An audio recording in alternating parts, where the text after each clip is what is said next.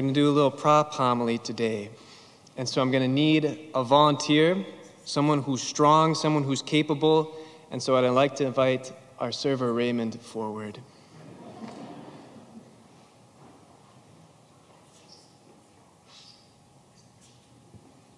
Now, Raymond, if you can just take that and hold it straight out, right? Nice and straight. There we go. Create a clean heart in me, O God. You know, at St. Stephen's, I do a lot of Spanish ministry. And there's a few differences in between ministry in Spanish and in English. I think the Hispanics do a great job with devotions, posadas. During Christmas, we rock the baby Jesus to sleep. We have the Tres Magos. You're doing great. Right? There's differences in music. We have the piano and organ in English, but in Spanish we add guitar, bass, violin, and we clap to our songs. Another difference comes in how we see and approach Jesus in the Eucharist. Forgive me if I'm touching on a sensitive matter, but as a priest, right, I am also kind of doctor, and sometimes there's pain in setting a broken bone. Sometimes as I give out Holy Communion, there are many people who don't receive. Again, we proceed with reverence. And for one thing, I think that's beautiful. It's beautiful because the Hispanic community knows that we must be free from grave sin to receive God. We know that being in a state of mortal sin and receiving Jesus just brings us another sin. St. Paul tells us in Corinthians, whoever eats the bread or drinks the cup of the Lord in an unworthy manner will be guilty of sinning against the body and blood of the Lord.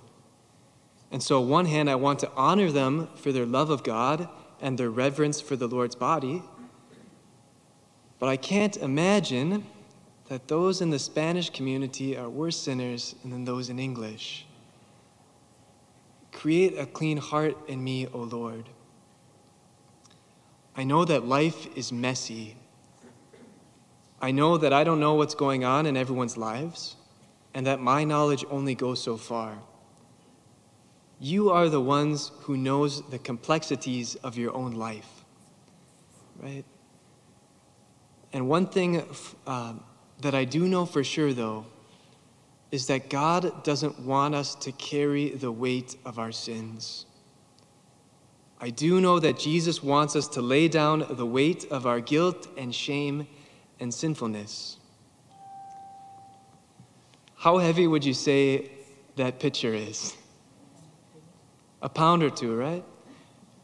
And Raymond, as the buff guy that he was able to hold it out there straight for a bit. But now, maybe it feels like it's getting heavier and heavier and heavier, right?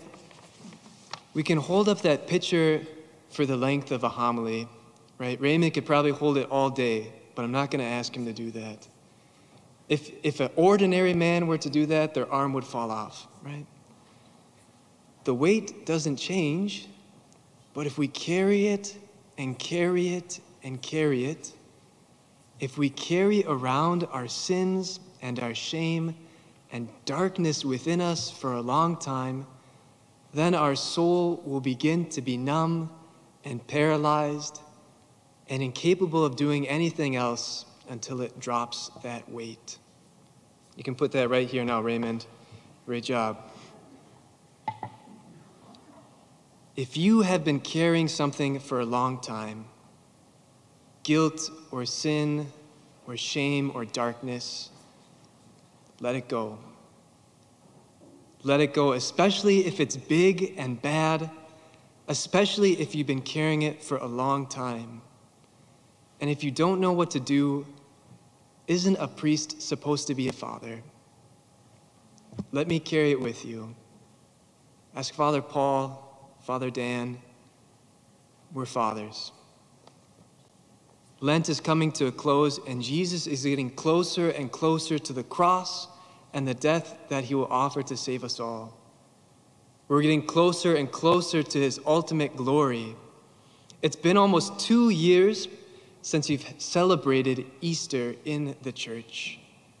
And so there's still a bit of time. Let this year be a complete and a new beginning. Create a clean heart in me, O God. Let him create a clean heart in you in the sacrament of confession. How beautiful it would be to receive the Eucharist this Easter with a pure heart, free from all guilt, free from all darkness. How beautiful it would be to welcome Jesus into the depths of your being. How beautiful it would be to receive with a clean heart the one who has so loved us.